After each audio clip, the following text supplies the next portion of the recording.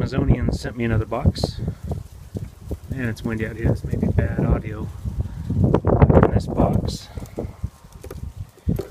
is 32 inches of Auxbeam goodness, which will replace those two 12 inchers. Should probably be 3 times the light output, and quality is probably a lot better than simple blazer light bars. I'll repurpose those blazers elsewhere. Should be a simple little job to do. Well, let's remove those blazers and get the Auxbeam on there. And here's a point to make about how I wire things in. I do these crimp and heat shrink connectors because any sort of quick disconnects or other methods, I've always found they eventually end up failing. These ones at least have that glue that melts in there and seals everything nice and tight. Because I don't really feel like I'm ever going to take my lights apart, and if not, I've left plenty of slack that I can do that, which I'm about to do right now. So I'll clip them on this end, down on that end, and I did put some, on the power wires at least, I did put some loom on them. And that's the way I normally go about it when I'm talking about exterior lights that are fully exposed to the weather. Not that that would really stop a thief or anything, but it's just that much harder to disconnect too. But yeah, I'm more looking at the weather than stopping somebody from running off with my lights. Curiosity here is those bolts. In the last video where I had problems with the thread locker held, and then some of them, well, one of them, where'd it go? What Daniel Pace was talking about right there, if you can see that. Yeah, they do flash rust pretty quickly, but for the most part, the touch-up paint I put on these seems to have done the job. It definitely lasted long enough for me to get this in. I'm loving this, and for Castro, no, this is not one of your RGB multicolor. Not interested in that. I just want pure bright white light, and I like these because they've got the projector fisheye lenses on them. So this should be 3 to 4 times the light output of those two 12-inch blazers. Just a note about the way I wire things: easy enough, oddly or regular enough, black for ground. Since this is a high output light or high beam light, I use a white lead, whereas down lower in the fogs I use yellow leads. And then can you even see them in here with the fan? Maybe some of them up there you can see.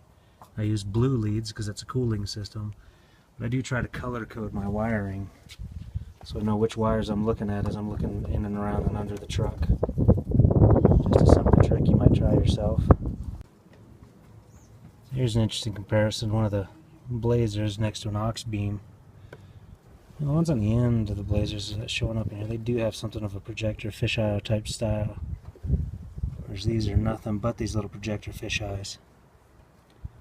Interesting comparison as far as quality and actual engineering put into these lights. The blazers are very, very, very basic. And they did the job. I liked them. And like I said, I'll use them on another truck, but I'm looking forward to this Auxbeam. Tonight, turn it on, see what it looks like. Now here's a fun hardship for me. When I put these brackets on originally, I had my 10-year-old son with me with his skinny arms, and he was able to get up there with a wrench on the back side of the bumper. Now I'm trying to figure it out, or having to try to figure it out myself without. And my little 4-year-old niece running around here, I doubt she's got the same kind of understanding my 10-year-old son did. But obviously, middle of the day, he's not here. Yeah, I'll see what I can do, get it done anyway. So I got the center ones off, and I thought I might have been a little bit lucky. Maybe it was close enough, but no. Those two mounts are 38¼ inches apart. And for this bar, you got about 33 inches between them. So yeah, I'm not that lucky. I got to take all of them off, drill new ones, which fun part is you can tell I coated the bumper after I had those lights on. So there'll be some chrome spots there and showing through, but I don't think I'm really concerned about it. Because again, these bumpers, they're going away sometime next year. So I've got 2 lines because I had 2 light bars. They're all hooked up into the same relay, which is all switched by the high beams. So I'm just going to cap them and wrap them up with tape pretty well. And it may or may not last that way, but the intention is to be able to use them for other lights, more traditional long-range lights when I get the new grill guard and everything on this. So I don't want to totally tear those lines out, because I do want to use them. But I do want to try to protect them a little bit, and most certainly keep them from arcing on anything. So that's my solution to that. We'll see if that bites me in the butt later, or if it actually works. Alright, there it is, all mounted up, wired up, just about ready to go. But I'm being plagued by a small issue. It is tripping the main power supply, 30 amp fuse for the relay. How many friggin' amps is this thing supposed to draw? It's LEDs, they're supposed to be low amp draw, right? Makes me wonder what the heck. My wire system's good, it's sealed, nothing's, that I've seen, nothing should have a problem. Alright, so it's the next day. Obviously got it working. Spent last night chatting on the Auxbeam website page with some Auxbeam reps. And bless their hearts, you can tell they're Chinese. Just the things they say and the way they say it. But their answer was that this particular light bar should draw anywhere from 12 to 15 amps. So there's no way I should have been blowing 30 or 40 amp fuses on it. And they suggested jumping the light bar directly to the battery, somehow kick-starting it, as near as I could understand. That's what they were saying. So I've done that, and not only that, I went in here, I'm drawing power for that relay right here, and this gray line you see here is what is called fusible link. And I've had it running for a little bit. It's not getting hot, which says it's handling the power fine. So their little jumping method must have worked for the light, and the fusible link is actually theoretically supposed to hold power better than a fuse. And maybe I just had a bad fuse in these little waterproof dealies here. Maybe it was bad, I don't know. Any which way, it's now working through this relay here. The relay's not showing a lot of heat. And it's working just fine, I think. So tonight we'll take it out and aim it. For now, I better cut the video off and pay attention to the baby.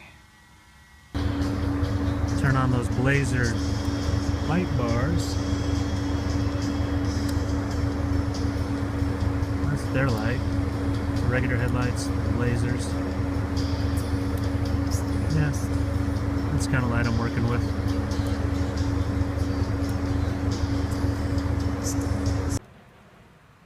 So that last clip was the old setup with halogen lights and Blazer light bars, two 12-inch Blazer light bars. So let's check this out now with everything upgraded. Here's regular Auxbeam headlights. The F16s have the 5,000 or 6,000 K temperature, nice and bright. Now let's go, let me reach in here. Just the high beams. I don't know if you can tell on the camera, but that definitely lights up that field on the opposite side, and if you're looking closely you can tell, yeah, we've had our first drop of snow. So there's that. Now let's switch on that 32-inch. That gives you that much. Now you should be able to see that on camera. So low beams, high beams, and light bar. And that is the 4D lenses. Looking at it and watching someone else's review, I really wish I'd have gotten the 5D because they do a better spot, a tight spot on them. But yeah, I'm liking them. I'm liking them a lot. Got it all aimed up and ready to go. So yeah, that concludes this video. Until the next project. Thanks for watching.